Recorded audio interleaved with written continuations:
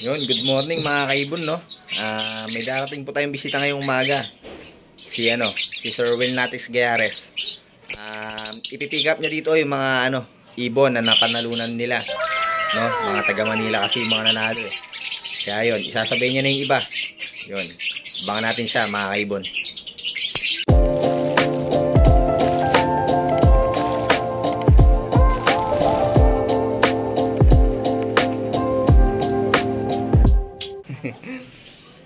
Yun guys, good morning po sa inyo. May bisita po tayo ngayon, si Sir Wilfredo, sir?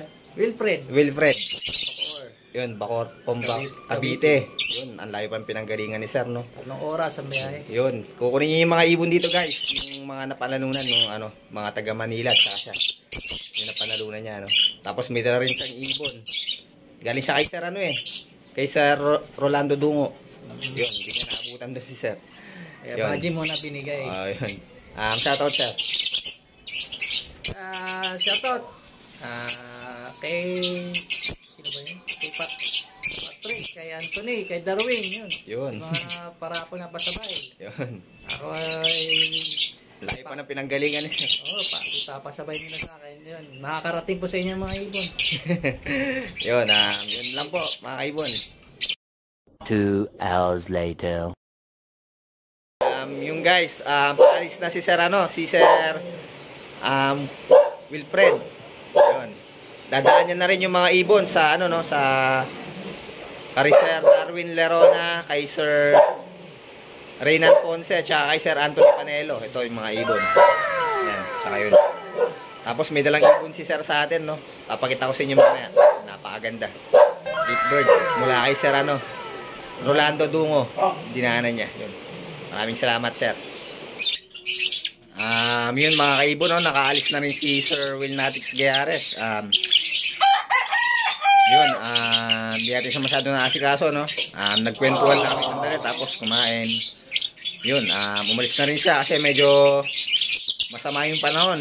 Parang uulan, kaya yun, baka abutan siya ng ulan kaya umalis na rin siya.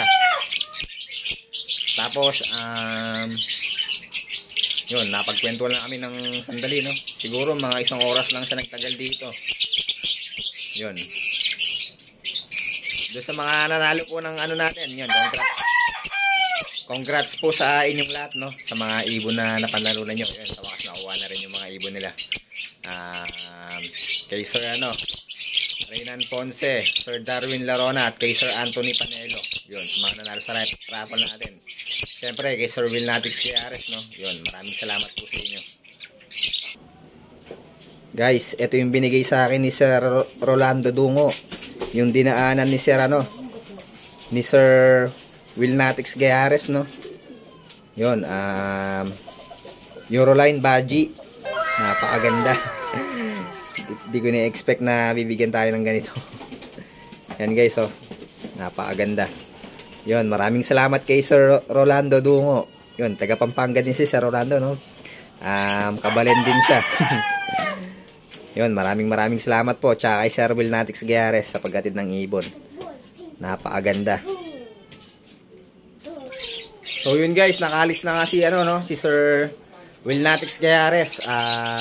Yun, malayo-layo pa yung biyahe niya kasi taga Cavite pa siya, no? Tayo, taga Pampanga tayo, Angeles City.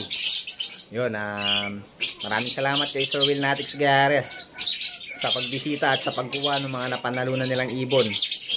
Tapos, yun nga, dumaan sa kay Sir Rolando Dungo. Yun, may binigay na ibon sa atin, no? Yun, nakikita nyo sa likod ko, yung baji na Euroline. Napakaganda. Yun, maraming salamat kay Sir Rolando Dungo sa gift bird.